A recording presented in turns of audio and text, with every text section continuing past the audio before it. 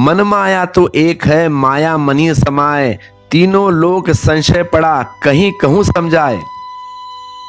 कबीरदास जी कहते हैं कि लोग बड़े विवाद कर रहे हैं और लोग बड़े शास्त्रार्थ में लगे हैं और लोग यह सिद्ध करते हैं और वहीं असिद्ध करते हैं, और मन माया तो एक है और वे देखते ही नहीं कि यह तुम्हारा ही होने का ढंग है। निश्चित ही गलत ढंग है, पर तुम्हारा ही होने का ढंग है। माया तुम्हारे गलत होने का ढंग है, ब्रह्म तुम्हारे ठीक होने का ढंग है। और ध्यान रहे, ब्रह्म होने की चेष्टा मत करो, क्योंकि उसे सीधा खोजने का कोई उपाय नहीं। तुम सिर्फ माया से बच जाओ और ब्रह्म मिल जाएगा। इसीलिए समस्त साधना निषेध है, माया का, रोग का, विकृति का। जब विकृति नहीं होती तो शक्ति अपने आप सुकृति हो जाती है, अपने आप। बेढ़ा दिनों खेत को बेड़ा खेतिए खाए, तीनों लोक संशय पड़ा, काहीं कहूं समझाए। खेत के चारों तरफ बेड़ा लगाते हैं, खेत की रक्षा के लिए लगाते हो ना, तार का कुंपन। तुम भी तो वैसा मन भी बड़ा है तुम्हारे रक्षा के लिए, लेकिन तुम्हें ऐसी बाढ़ भी लगा सकते हो कि वह पूरे खेत को खा जाए। तुम ऐसी बाढ़ भी लगा सकते हो कि वह पूरे खेत पर छा जाए। तो बचाए तो नहीं, उल्टा नष्ट कर देगी।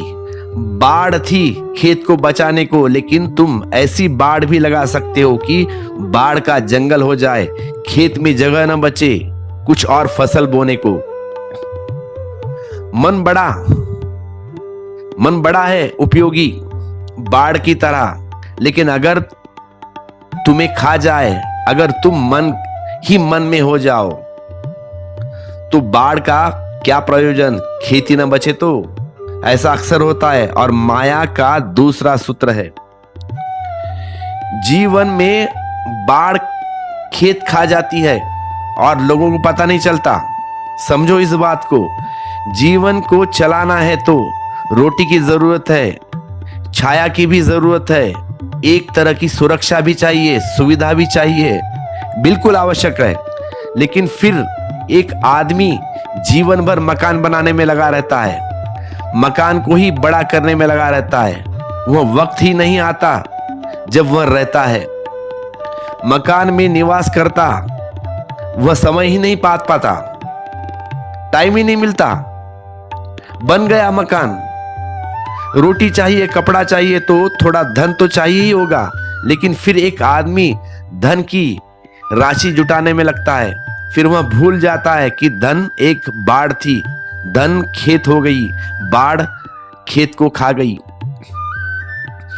धन की एक जरूरत है, जरूरत की एक सीमा है।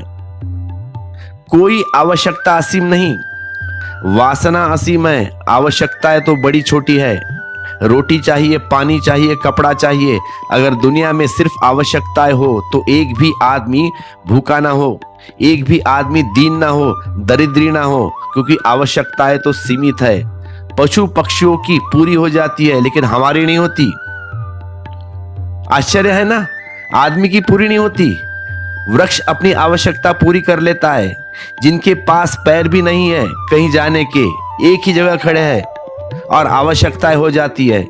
पशु पक्षी जितने पास बड़ी बुद्धि, विश्वविद्यालय का शिक्षण नहीं है, वे पूरी करते हैं अपनी अपनी आवश्यकताएं। लेकिन आदमी को क्या हुआ, आदमी अपनी आवश्यकताएं को क्यों नहीं पूरी कर पाता? नहीं, और चाहिए, और चाहिए। पहले किराए के घर में रहता था, अब घर ले लिया, अब बड़ा घर चाहिए, अब कार चाहिए।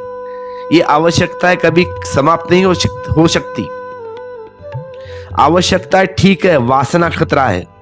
फर्क क्या है? आवश्यकता तो बाढ़ है, वासना पूरा खेत हो गई। तुम्हारी जरूरत तो पूरी हो सकती है, लेकिन तुम्हारी कामनाएं पूरी नहीं हो सकती।